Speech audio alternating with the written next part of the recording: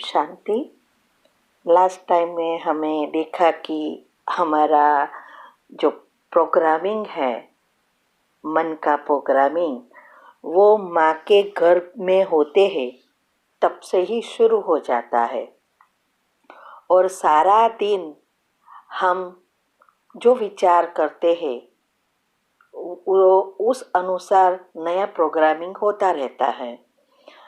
और ये भी हमने देखा कि साइंस अनुसार 60,000 विचार हम चलाते हैं, उसमें से 5% भी काम के नहीं होते हैं। तो इस नेगेटिव वातावरण में नेगेटिव विचार ही ज़्यादा आता है क्योंकि सब इनपुट नेगेटिव है। तो ज़रा सोचो कि हमारा प्रोग्रामिंग क्या हो रहा है और हमारा भविष्य भी क्या होगा। तो आज हम देखेंगे कि इस मन को हम कैसे ऑटो मोड से चॉइस मोड में ला सके। तो अगर हमें हमारे मन को फिर से चॉइस मोड में लाना है तो हमें नया सॉफ्टवेयर बनाना पड़ेगा, क्योंकि सॉफ्टवेयर जैसा होगा वैसा ही हमारा ब्रेन कंप्यूटर एक्सेप्ट करेगा और हमारी जीवन उस अनुसार चलेगा। अगर हमें जीवन में सुख शांति चाहिए तो ऐसा सॉफ्टवेयर बनाना पड़ेगा।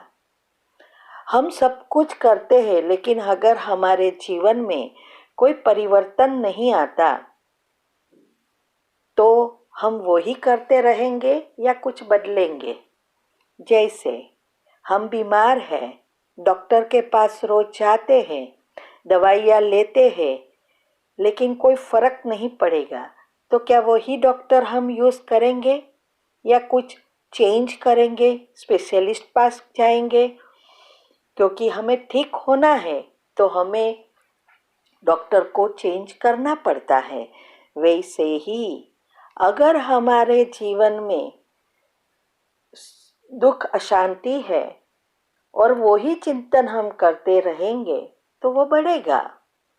तो हमें हमारे जीवन में सुख शांति लाना है तो वैसे विचार चलाने का पुरुषार्थ करना है। मन हमारे कंट्रोल में आए, जो हमें चाहिए वही सोचे, यही है मेडिटेशन। मेडिटेशन कोई रिलीजियस चीज़ नहीं है। मेडिटेशन हमारा नया सॉफ्टवेयर बनाता है। तो इस चॉइस मोड में लाने के लिए हमें मन का ध्यान रखकर उसको ट्रेनिंग देना बहुत आवश्यक है। जैसे एक माँ होती है, वो सब कुछ करते भी बच्चे का ध्यान रखती है। भले वो बच्चे के साथ बैठी नहीं रहती है, घर का सारा काम भी करती है, बाहर का भी काम करती है, लेकिन उसकी मन और बुद्धि बच्चे के साथ होती है। वो भले कोई भी घर के कोने में होगी और बच्चा थोड़ा सा भी रोया तो वो तुरंत उसके पर ध्यान रखेगी और तुरंत वो पहुंच जाएगी। उसको पता चलेगा, घर में सब मेंबर वो सुनाई नहीं देगा कि वो रोया, लेकिन उसको सुनाई देगा। क्यों? क्योंकि उसकी मन और बुद्धि बच्चे की तरफ है, सब कुछ काम कर रही है। वैसे ही हमें भी सब कुछ करना है, घर चलाना है, ऑफिस में जाना है, सब कुछ करना है, लेकिन सब कुछ करते हुए ये मन रूपी बच्चे का ध्यान रखना है कि कहीं ये रो रहा है, चिल्ला रहा है, क्या कर रहा है, उसको हर सेकंड ध्यान रखना है। तो आजकल जिसको देखो वो क्या कहते हैं, बहुत बिजी है। चाहे छोटे बच्चे हैं चाहे बूढ़े हैं, सब बिजी ही होते हैं। और ये बिजी बिजी कहकर मन रूपी बच्चों का ध्यान नहीं रखा। मन थोड़ा रोया, ये समाज ने नाम दिया टेंशन। थोड़ा जास्ती रोया तो समाज ने कहा स्ट्रेस हो। और स्ट्रेस नेचुरल, जहां जाओ सब कहेंगे स्ट्रेस तो नेचुरल है। आज की दुनिया ही ऐसी है जो स्ट्रेस ही क्रिएट करती है। घर में माँ बाप कहेंगे, स्कूल में टीचर कहेंगे, डॉक्टर के पास जाओ तो डॉक्टर भी कहेंगे, तो फिर बच्चों का भी वैसा ही सॉफ्टवेयर बनेगा। उसका अर्थ यह हुआ कि हमने स्वीकार कर लिया।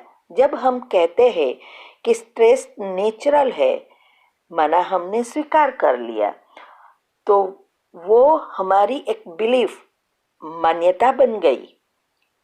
और स्ट्रेस और ही बढ़ेगा, क्योंकि हमारा सबकॉन्शियस माइंड जब कोई भी बात को स्वीकार कर लेता है और बिलीफ बन जाती है, तो उसके अनुसार ही कार्य करती है, नया सॉफ्टवेयर बनाती है। इसीलिए जब ये मन ऐसे करते करते बहुत चिल्लाया, तो समाज ने नाम दे दिया डिप्रेशन। और आज सब कहते हैं कि स्ट्रेस नेचुरल है, तो ये बीमारी का घर बन गया, प्रॉब्लम का दुनिया बन गई। अभी हमें बिजी से इजी होना है, जिससे हम बीमारियां व प्रॉब्लम से बच सके। अगर हम बिजी बिजी कहते रहेंगे तो हम में बिजी रहेंगे, लेकिन हम इजी सोचेंगे तो इजी बनते जाएंगे।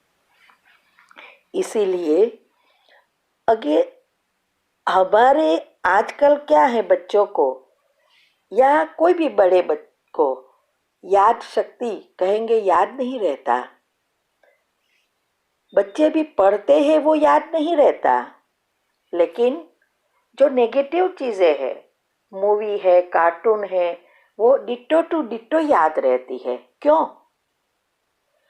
आज घर में बड़े को भी काम की चीज याद नहीं रहती, लेकिन टीवी की सीरियल है या भाइयों को क्रिकेट है, न्यूज़ है, जो चीज में इंटरेस्ट है वो बहुत याद रहता है, क्योंकि तब हमारी मन और बुद्धि उसमें कंसंट्रेट कर लेती है। तो उसके आधार से हम वही एनर्जी खींचकर और ही हमारे संस्कारों को, नेगेटिव एनर्जी को इकट्ठी कर देते हैं, मना घट्ट बना देते हैं। हम अभी सोचो हमारे पास कितनी मेमोरी पावर है। एक न्यूरॉन के पास 85 टीबी मेमोरी है, मेमोरी पावर है। अभी हम लास्ट टाइम पहले मैंने बताया था हमारे पास कितने न्यूरॉन है, 100,000 बिलियन न्यूरॉन है। 100 बिलियन न्यूरॉन है। 85 से मल्टीप्लाई करो तो 8,500 बिलियन टीबी हमारी कैपेसिटी है याद शक्ति की। और हम कहते हैं याद नहीं रहता।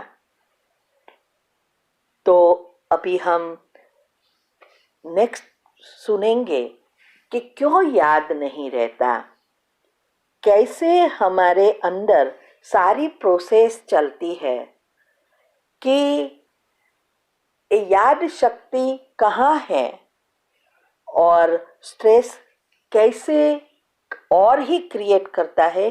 थोड़ा डिटेल में जाएंगे।